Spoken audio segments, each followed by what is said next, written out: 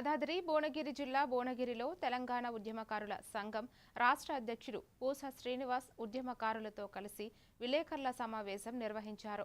ఉద్యమకారులకు ప్రత్యేక కార్పొరేషన్, 250 గజాల ఇంటి స్థలం, హెల్త్ కార్డు, ఉచిత బస్ పాస్ వంటి హామీలను ప్రభుత్వం వెంటనే అమలు చేయాలని డిమాండ్ చేశారు. అలాగే 250 గజాల ఫ్లాట్ల కోసం నిర్వహించే చలో బగాయత్ కార్యక్రమానికి ఉద్యమకారులు పెద్ద సంఖ్యలో హాజరు కావాలని పిలుపునిచ్చారు.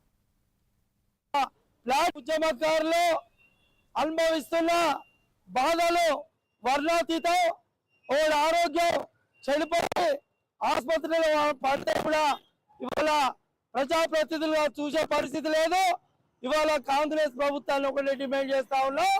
మేము మీరు ఇచ్చిన వాగ్దానాలు 250 గజాల ఫ్లాటు, మరి 30,000 పెన్షన్, మరి హెల్త్ కార్డు, మరి తెలంగాణ ఉద్యమకారులకు కార్పొరేషన్ ఏర్పాటు, అలాగే ఆర్టీసీలో ఉచిత ప్రయాణం, రైల్వేలో 50% ప్రయాణం, ఇవన్నీ కూడా ప్రభుత్వం ఇస్తానన్న వాగ్దానాన్ని అమలు చేయడానికి కోరుతా ఉన్నాం.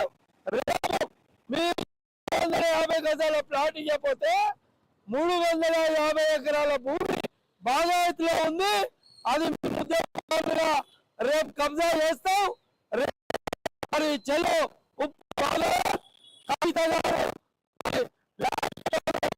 పోరాటం చేస్తున్నారు. అలాగే ఉద్యోగ